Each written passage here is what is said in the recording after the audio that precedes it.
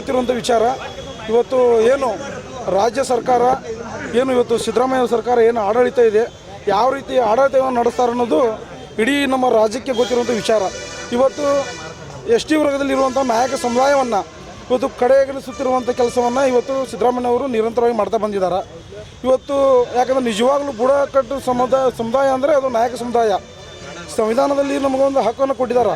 ಆದರೆ S T ವರ್ಗದಲ್ಲಿ ಕುರುಬ ಸಮುದಾಯವನ್ನು ಮತ್ತು ಇನ್ನು ಉಳಿದ ಸಮುದಾಯ 39 ಉಪಜಾತಿಗಳು ಏನು ತಳವಾರ ಪರಿವಾರ ಈಗ ಹಲವಾರು ಈ ಜಾತಿಗಳಿದಾವಲ್ಲ, ಈ ಜಾತಿಗಳನ್ನು ಎಸ್ ಟಿ ವರ್ಗದಲ್ಲಿ ಸೇರಿಸ್ಬೇಕಂತೇಳಿ ಇವರು ಶತಾಯ ಒಂದು ಏನು ಆ ಸಮುದಾಯದ ಮತವನ್ನು ಸೆಳಲಿಕ್ಕೆ ಮಾನ್ಯ ಸಿದ್ದರಾಮಯ್ಯನವರು ಇವರು ಒಂದು ಸತತ ಪರಿಶ್ರಮದಿಂದ ಎಸ್ ಟಿ ವರ್ಗದಲ್ಲಿ ಸೇರಿಸ್ಬೇಕಂತೇಳಿ ನಿರಂತರವಾಗಿ ಪ್ರಯತ್ನ ಮಾಡ್ತಾ ಇದ್ದಾರೆ. ಯಾಕಂದ್ರೆ ಅವರ ಏನು ಅಧಿಕಾರಾವಧಿ ಇನ್ನು ಕೆಲವೇ ದಿನಗಳಿದಾವೆ.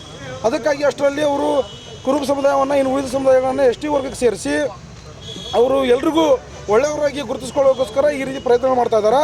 ಆದರೆ ನಮ್ಮ ಏನು ಎಸ್ ಟಿ ಮೀಸಲಾತಿ ಕ್ಷೇತ್ರಗಳಿಂದ ಗೆದ್ದಂಥ ನಮ್ಮ ಶಾಸಕರು ಸಚಿವರು ದಯವಿಟ್ಟು ನೀವು ನಮ್ಮ ಸಮುದಾಯದ ಜನರ ಬಗ್ಗೆ ಕಾಳಜಿ ಮಾಡಬೇಕು. ನಮ್ಮ ಸಮುದಾಯದ ಜನರು ನಿಮಗೇನು ಮತವನ್ನು ಕೊಟ್ಟಿದ್ದಾರಾ ಆ ಮತಗಳಿಂದ ನೀವು ಗೆದ್ದಿದ್ದೀರಿ.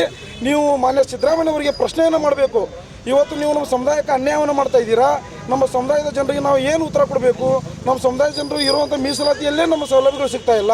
ನಮಗೆ ಶಿಕ್ಷಣದಲ್ಲಿ ಆಗಿರ್ಬೋದು, ಹುದ್ದೆಯಲ್ಲಿ ಮುಂಬಡ್ತಿ ಆಗಿರ್ಬೋದು, ಹಾಗೂ ಇನ್ನು ಹಲವು ಯೋಜನೆಗಳು ಅನುದಾನ ಸಿಗ್ತಾ ಇಲ್ಲ. ವಾಲ್ಮೀಕಿ ಹಗರಣ ಬೇರೆ, ಈ ರೀತಿ ಎಲ್ಲ ಸಮಸ್ಯೆಗಳಿದ್ದಾವೆ. ನಮ್ಮ ಸಮುದಾಯದ ಜನ ನಮಗೆ ಪ್ರಶ್ನೆ ಮಾಡ್ತಾರೆ ಅಂಥೇಳಿ ನೀವು ಸಿದ್ದರಾಮಯ್ಯನವರಿಗೆ ಕ್ಯಾಬಿನೆಟ್ ಮೀಟಿಂಗ್ನಲ್ಲಿ ಆಗಿರ್ಬೋದು, ಇನ್ನು ಉಳಿದ ಸಭೆಗಳಲ್ಲಿ ಟೇಬಲ್ ನೀವು ಗಟ್ಟಿಯಾಗಿ ಕೊಟ್ಟು ನೀವು ಆ ಪ್ರಶ್ನೆಯನ್ನು ಮಾಡಬೇಕು. ಅದನ್ನು ಬಿಟ್ಟು ನೀವು ಏನು ಸಿದ್ದರಾಮಯ್ಯನವರ ಅವರ ಪ್ರೀತಿಯನ್ನು ಒಲಿಸಲು ನೀವು ಅವರು ಮಾಡಿದಂಥ ಎಲ್ಲ ಈ ಕಾರಬಾರಗಳಿಗೆ ನೀವು ಒಪ್ಕೊಂಡು ಈ ರೀತಿ ಎಸ್ ಟಿ ಒಳಗಡೆ ಬೇರೆ ಸಮುದಾಯವನ್ನು ಸೇರಿಸುವಂಥ ಕೆಲಸವನ್ನು ಮಾಡಬಾರ್ದು.